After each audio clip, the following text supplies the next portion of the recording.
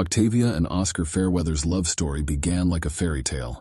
They met as undergraduates at Creekside College, where Octavia studied art, and Oscar pursued a degree in business administration. Octavia captivated Oscar from the moment he saw her by the campus lake. Oscar, tall and charismatic with a disarming smile, wooed Octavia with his charm and ambition. They married shortly after graduation, with dreams of building a life together in their hometown. Octavia secured a position as an art teacher at high school, where her passion for creativity and nurturing young talent quickly made her a favorite among students and faculty alike.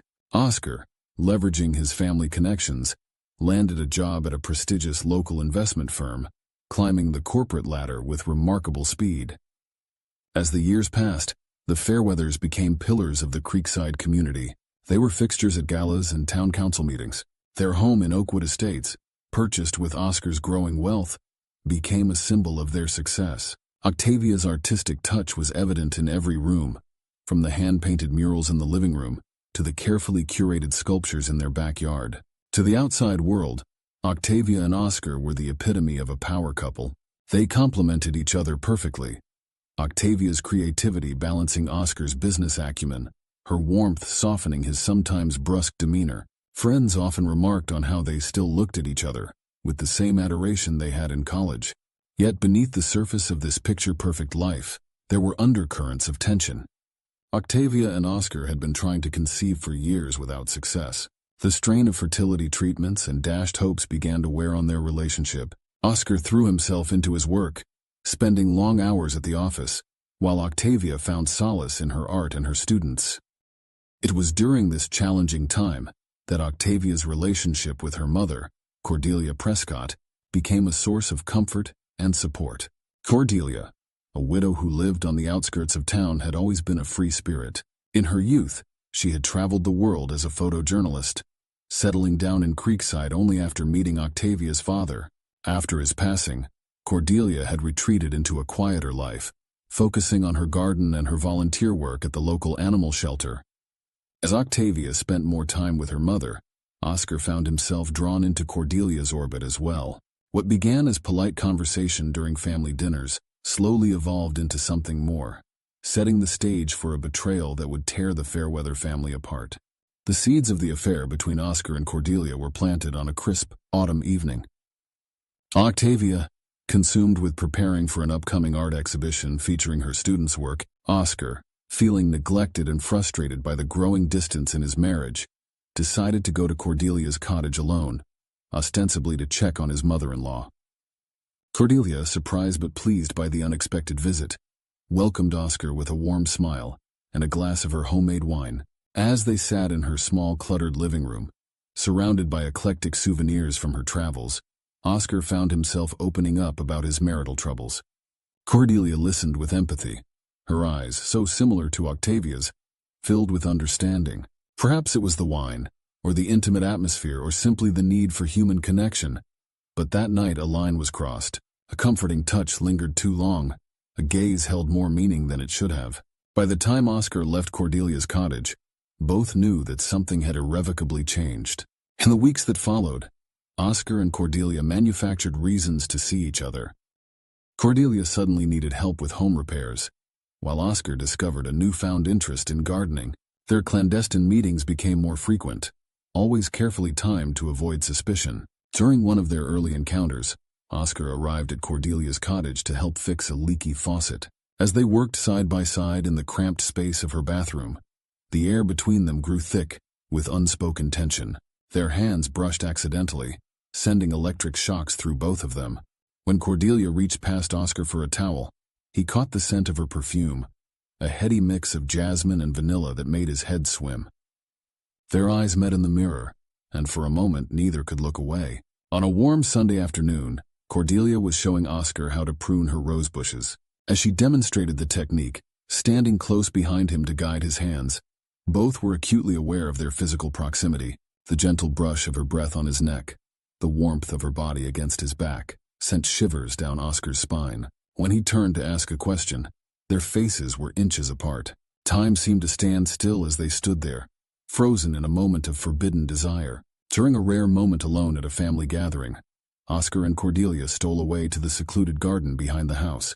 Hidden from view by a trellis covered in climbing roses, they gave in to their desires. Their kisses were urgent, hands roaming with a desperation born of stolen moments.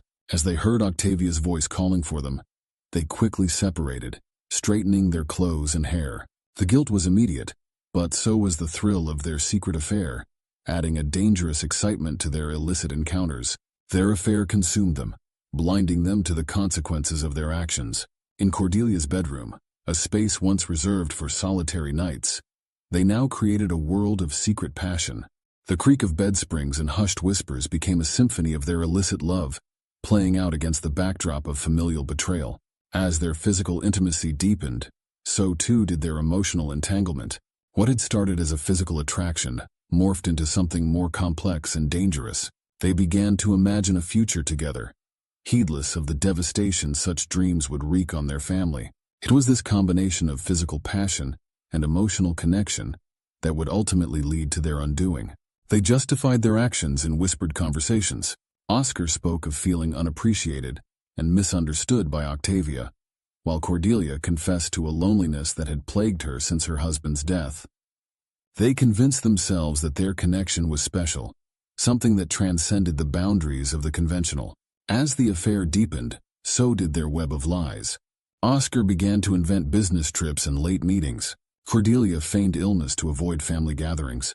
They communicated through a secret email account and disposable phones, always careful to cover their tracks. But with each deception, the weight of guilt grew heavier. Oscar found it increasingly difficult to look Octavia in the eye, while Cordelia's interactions with her daughter became strained and awkward. The very relationship that had once been Octavia's source of comfort was now tainted by betrayal. Neither Oscar nor Cordelia could have foreseen the devastating consequences their actions would have on the entire Fairweather family. As they continued their illicit liaison, they remained oblivious to the suspicions beginning to form in Octavia's mind. The first inkling that something was amiss came to Octavia on a rainy Tuesday afternoon. She had decided to surprise Oscar with lunch at his office, only to be told by his confused secretary that he had left early, mentioning a meeting with a client. Octavia brushed it off as a miscommunication, but a seed of doubt had been planted. Over the following weeks, Octavia began to notice subtle changes in Oscar's behavior. He was more distracted, often lost in thought during their conversations. His phone would buzz at odd hours, and he would step out of the room to take calls in hushed tones. When questioned, Oscar would dismiss her concerns with vague explanations about work stress and important deals in the pipeline.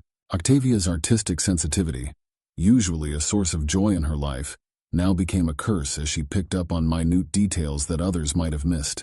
The faint scent of unfamiliar perfume on Oscar's clothes, a lipstick smudge on a coffee mug he brought home from the office, the way he sometimes avoided her touch. All these observations accumulated in her mind, forming a picture she didn't want to see. Her relationship with her mother also began to change. Cordelia, once eager to spend time with her daughter, now seemed distant and preoccupied. Their weekly tea sessions became less frequent, with Cordelia often canceling at the last minute, citing various commitments. When they did meet, Octavia sensed a nervousness in her mother's demeanor, a reluctance to meet her eyes that was entirely out of character. As her suspicions grew, Octavia found herself trapped in a spiral of doubt and self-recrimination. She questioned every interaction, analyzed every word spoken by Oscar and Cordelia. Was she imagining things? Had the stress of their fertility struggles and her upcoming exhibition made her paranoid? Determined to find the truth, Octavia began to investigate discreetly. She checked Oscar's credit card statements, noting several charges at restaurants and hotels that he had never mentioned. She drove by her mother's cottage at odd hours, her heart sinking when she spotted Oscar's car parked down the street on an evening when he was supposedly working late. Each new piece of evidence felt like a physical blow, chipping away at the foundation of trust that had been the bedrock of her life. Octavia's students and colleagues noticed the change in her demeanor, the dark circles under her eyes, the tremor in her hands as she demonstrated brush techniques, the forced smile that never quite reached her eyes. As the days passed, Octavia became a shadow of her former self, torn between confronting her fears and clinging to the last shreds of hope that she was mistaken. Little did she know that the truth, when it finally came to light, would be even more devastating than she could have imagined. The day Octavia's world shattered began like any other. It was a Saturday, and she had spent the morning at the school, putting the finishing touches on the student art exhibition. Oscar had left early, mumbling something about a golf game with clients. As Octavia drove home, her mind preoccupied with last-minute details for the upcoming show, she decided on a whim to stop by her mother's cottage. Perhaps a cup of tea and a chat would help calm her nerves. As Octavia turned onto the quiet lane leading to Cordelia's home, her heart nearly stopped. There parked behind was Oscar's sleek black sedan. For a moment, Octavia sat in her car, hands gripping the steering wheel. She told herself there could be an innocent explanation, but deep down she knew. With trembling legs, Octavia approached the cottage. The curtains were drawn, but through a gap she could see movement inside. Taking a deep breath, she used her key to unlock the door, pushing it open as quietly as possible. The sight that greeted her would be forever seared into her memory. There, on the floral-patterned couch, they were locked in an intimate embrace, oblivious to the world around them. Cordelia's hair was disheveled, Oscar's shirt partially unbuttoned. On the coffee table, 2 half-empty wine glasses stood as mute witnesses to their betrayal. For a moment, time seemed to stand still. Then, as if sensing her presence, Oscar and Cordelia looked up. The expressions on their faces, shock, guilt, and a flicker of defiance. What followed was a blur of emotions and accusations. Octavia's anguished cry broke the silence, startling the guilty pair. Oscar jumped to his feet, stammering excuses and pleas. Cordelia remained seated, her face ashen, tears streaming down her cheeks. Octavia, her voice raw with pain and fury, hurled questions at them. The answers, when they came, were like daggers to her heart. 6 months. It had started as friendship, then evolved. They hadn't meant for it to happen. They were sorry. Unable to bear their presence any longer, Octavia fled the cottage. She drove aimlessly for hours, her mind replaying the scene over and over. By the time she returned home, the sun had set, casting long shadows across the manicured lawn of the house she had once considered her sanctuary. As she sat in the darkened living room, surrounded by the trappings of her seemingly perfect life, Octavia felt something inside her break. The pain, the betrayal, the sheer magnitude of the deception. In that moment, a cold resolve began to form in her heart. Someone would have to pay for this betrayal, and Octavia knew exactly who that someone would be. The events leading up to the fatal shooting unfolded over several tense hours on that warm summer evening. Octavia, having spent the day in a haze of grief and anger, found herself pacing the halls of her home like a caged animal. The tick of the clock in the foyer seemed to mock her, counting down the moments until her world would irrevocably change. As dusk fell, Oscar returned home. He entered cautiously, his usual confident stride replaced by hesitant steps. Octavia watched from the shadows of the dining room as he hung up his jacket and loosened his tie, the familiar routine now tainted by the knowledge of his betrayal. Oscar called out Octavia's name, his voice strained with apprehension. When she stepped into the light, he visibly flinched. The woman before him bore little resemblance to the vibrant, loving wife he had known. Octavia's eyes were red-rimmed and hollow, her posture rigid with barely contained fury. Oscar, his face a mask of guilt and desperation, launched into a litany of excuses and apologies. He spoke of feeling neglected, of the pressures of work and their fertility struggles. He claimed the affair had been a mistake, a moment of weakness that had spiraled out of control. With each word, Octavia felt her anger rising, a tide of rage threatening to overwhelm her. Without fully realizing what she was doing, Octavia found herself walking to Oscar's study. She knew he kept a handgun in the desk drawer, a precaution he had insisted on after a series of break-ins in the neighborhood. As if in a trance, she retrieved the weapon, feeling its cold weight in her hand. When she returned to the living room, Oscar's eyes widened in shock and fear. He raised his hands, backing away slowly, his words now coming in a panicked rush. He promised to end the affair, to go to counseling, to do whatever it took to save their marriage. But Octavia barely heard him. In her mind, she saw only images of Oscar and Cordelia together, their betrayal playing on an endless loop. What happened next was a blur of motion and sound. Oscar lunged forward, perhaps trying to disarm her. In that moment of chaos and heightened emotion, Octavia's finger tightened on the trigger. The gunshot was deafening in the confines of the room, followed by an eerie silence, broken only by the tinkling of shattered glass from a fallen picture frame. Oscar staggered backward, a look of disbelief on his face as he pressed his hand to his chest. Blood seeped between his fingers, staining his crisp white shirt crimson. He collapsed to the floor, gasping for breath, his eyes locked on Octavia's in a silent plea. As the reality of what she had done crashed over her, Octavia dropped the gun. It clattered to the hardwood floor, the sound jolting her out of her shocked state. She rushed to Oscar's side, her anger instantly replaced by horror and regret. She pressed her hands against the wound, desperately trying to stem the flow of blood. Oscar's breathing was labored, his skin growing pale. With trembling hands, Octavia reached for her phone, dialing 911. Her voice shook as she gave the dispatcher their address, pleading for an ambulance to hurry. As she waited for help to arrive, she cradled Oscar's head in her lap, whispering a mixture of apologies and pleas for him to hold on. The next few minutes felt like an eternity. Neighbors, alerted by the gunshot, began to gather outside. Through the window, Octavia could see curious faces peering in, their expressions shifting from concern to shock as they took in the scene. She heard muffled voices, someone shouting about calling the police. When the paramedics finally arrived, they worked swiftly to stabilize Oscar. Octavia watched, numb with shock, as they loaded him onto a stretcher and rushed him to the waiting ambulance. As the sirens faded into the distance, Octavia found herself alone in the house, surrounded by the evidence of her actions. It wasn't long before the police arrived. Detective Mia Davis took charge of the scene, her keen eyes taking in every detail. As officers secured the area and began collecting evidence, Detective Davis approached Octavia, who sat motionless on the blood-stained couch. In a gentle but firm voice, Detective Davis informed Octavia of her rights and asked if she understood what had happened. Octavia, her voice barely audible, recounted the events of the day, the discovery of the affair, the confrontation, and the moment the gun went off.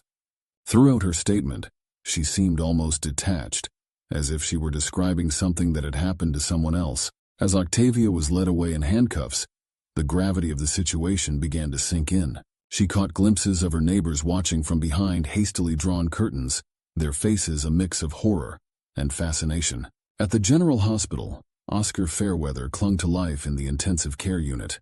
The bullet had missed his heart by mere inches, lodging dangerously close to his spine. As he underwent multiple surgeries, a steady stream of colleagues and family friends visited, their hushed conversations in the waiting room filled with speculation and disbelief. Cordelia Prescott, racked with guilt and shame, attempted to visit her son-in-law but was turned away by the Fairweather family. She retreated to her cottage, refusing to answer calls or open her door. The weight of her role in the tragedy seemed to age her overnight, her once vibrant demeanor replaced by a haunted, hollow-eyed look. Detective Davis, meanwhile, delved deeper into the case. She interviewed friends, colleagues, and family members, piecing together the events that had led to that fateful night. The more she uncovered about the Fairweather family's history and the affair between Oscar and Cordelia, the more complex the case became. As the investigation progressed, public opinion in Creekside began to shift. What had initially been seen as a clear-cut case of attempted murder in a fit of rage was revealed to be a tragedy born of betrayal and shattered trust. The town found itself divided, with some sympathizing with Octavia's plight, while others condemned her actions as inexcusable regardless of the circumstances. One of the most crucial pieces of evidence came from an unexpected source. Octavia's best friend and fellow art teacher, Zara, came forward with a series of text messages. In the weeks leading up to the shooting, Octavia had confided her growing suspicions to Zara, detailing the signs of infidelity she had noticed. The messages revealed Octavia's emotional turmoil and her struggle to confront the truth, providing valuable insight into her state of mind.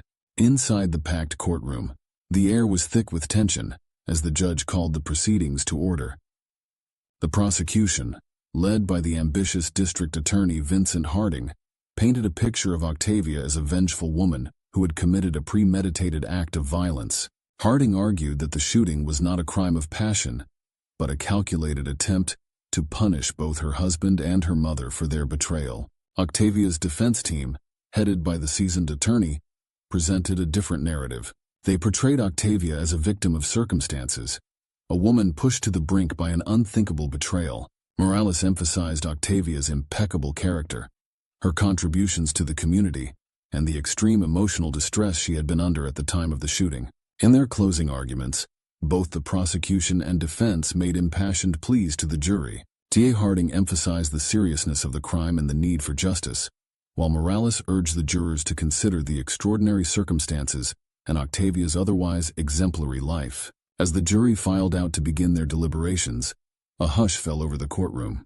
The fate of Octavia Fairweather now rested in their hands, and with it, the resolution of a tragedy that had shaken the town of Creekside to its core.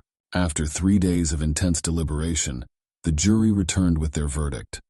They found Octavia Fairweather guilty of aggravated assault, a lesser charge than the attempted murder the prosecution had pushed for.